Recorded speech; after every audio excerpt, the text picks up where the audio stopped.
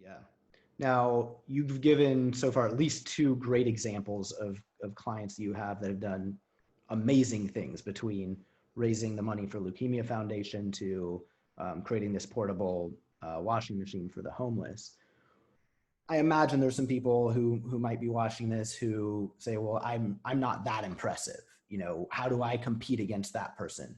So what would you tell somebody who's trying to, quote unquote, stand out, but may not have something quite as overtly awesome that they could, highlight on their resume? Well, I like to think that everyone has a story to tell, and they need to be reflective, and sometimes they need someone to help them be reflective. But I've never found a student who is not interesting. Even if they think that they're not interesting, they always have something cool about them. And then the other thing is that admissions counselors are looking for real people. They want authenticity. And so I think it is wrong to think that the personal statement has to say, like, I cured cancer. That's just not realistic for a kid. Or, I wrote, I saw a car accident and I administered CPR and I saved a person's life.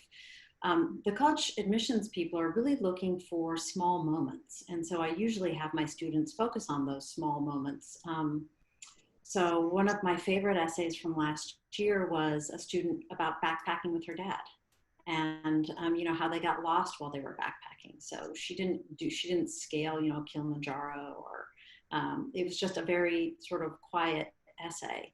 The student who wrote the ping pong essay also told me there was nothing interesting about him, but it's through asking questions that that story came out, that he raised $52,000 through a ping pong tournament. So he didn't think that was interesting, but I realized that was interesting.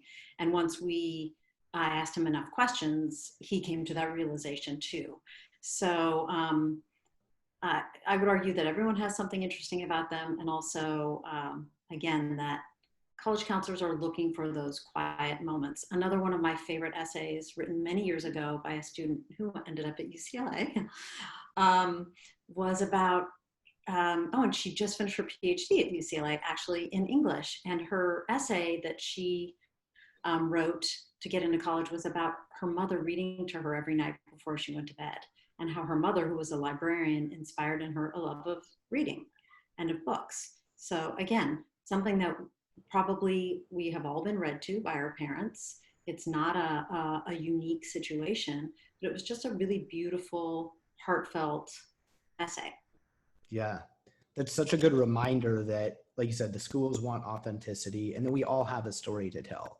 I think it's easy to get either swept up in the rat race and the pressure of the application process, but also just forgetting that we all live a unique life with a story to tell. And, I think, like you said, part of the value of hiring a consultant, or even if it's not hiring a consultant, getting objective, input from people about how they see your life and some of the things they might have observed you doing that you might not think is extraordinary, but is a good sort of nugget to a story to tell in the application. Exactly. I want to add to that often the people around you, if you, the applicant, talk to your mother, your father, your aunt, and you ask them about things that they remember about you, you will find stories there that as a student you may just not have thought about. But I often find out some incredible things from parents. They have a different perspective on their child, and they will tell me about a story, and then I'll say to the student, your mom told me this, and the student will go, oh yeah, that's not that important, that's not that interesting. And I'll say, yeah, that is pretty interesting. So use the people around you. If you're the applicant, ask, it's all right to ask for help, and you might get some great ideas.